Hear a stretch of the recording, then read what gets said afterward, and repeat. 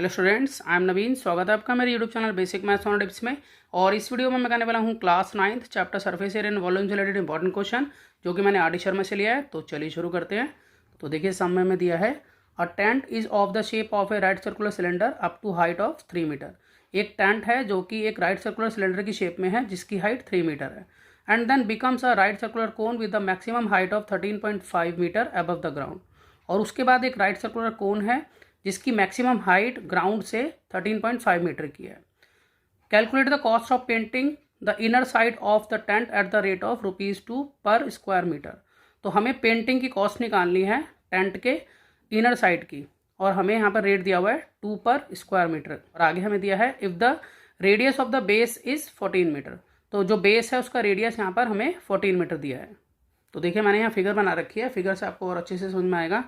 तो देखिए ये इसकी फिगर है। तो ये टेंट है जो कि नीचे से सिलेंड्रिकल शेप में है और ऊपर से यहाँ कोन है।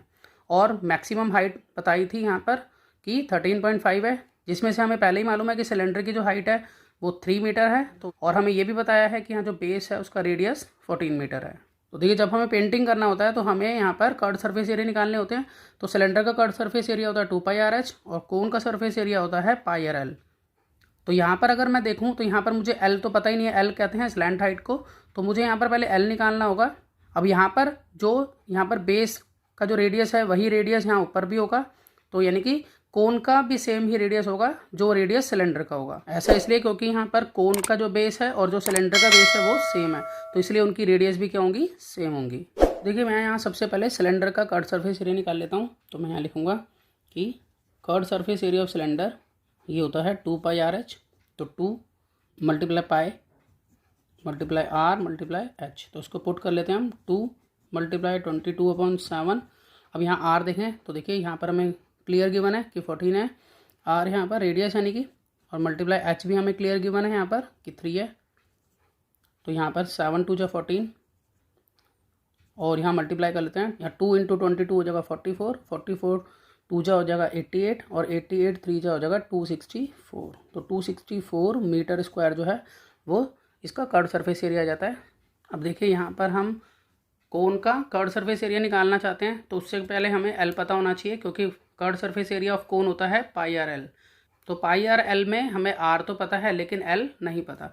तो L निकालने के लिए फॉर्मूला होता है रूट में R² प्लस H²। L निकालने के लिए हम रूट में, अब R², R तो वही रहेगा इसका 14, ठीक है। तो यहाँ पर मैं 14 का स्क्वायर लिखूँगा प्लस H जो है वो यहाँ पर क्लियर गिवन है कि 10.5 है।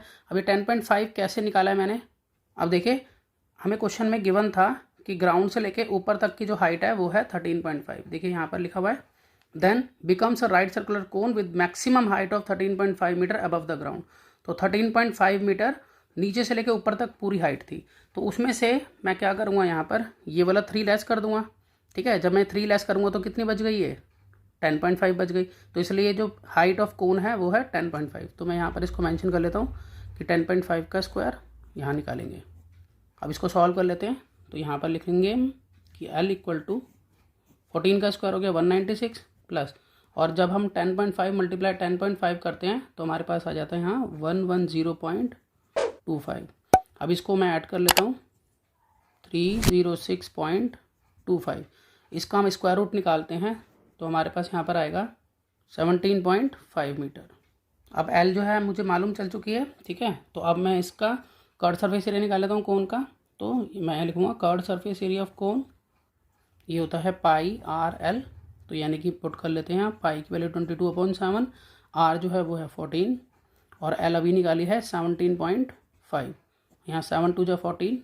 अब यहाँ पर तीनों को मल्टीप्लाई कर लेते हैं। तो 22 मल्टीप्लाई 2 ये हो गया 44 और 44 को 17.5 से मल्टीप्लाई करेंगे तो आएगा 770।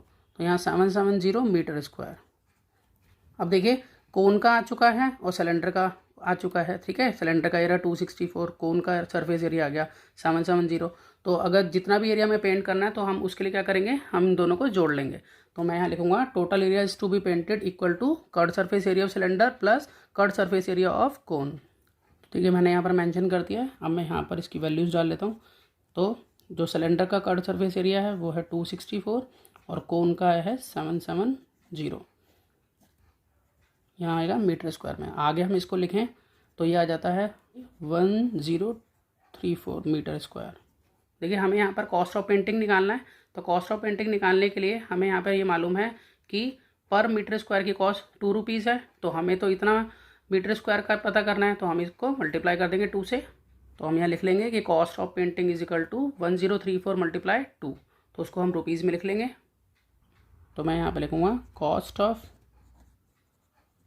पेंटिंग, इसके लिए हम 2 को मल्टीप्लाई करेंगे 1034 से, तो ये आंसर जो हमारा रुपीज़ में आ जाएगा। तो यहाँ 1034 को जब मैं 2 से मल्टीप्लाई करता हूँ तो मेरे पास आ जाता है रुपीज़ में 2068। तो आशा करता हूँ कि आपको ये सम समझ में आया होगा। इसी तरह के बहुत से सम्स क्लास 9th के लिए पहले से अपलोड हैं, आप उन्हें देख सकते हैं। तो मिलते हैं नेक्स्ट वीडियो में और नए सम के साथ, तब तक के लिए गुड बाय।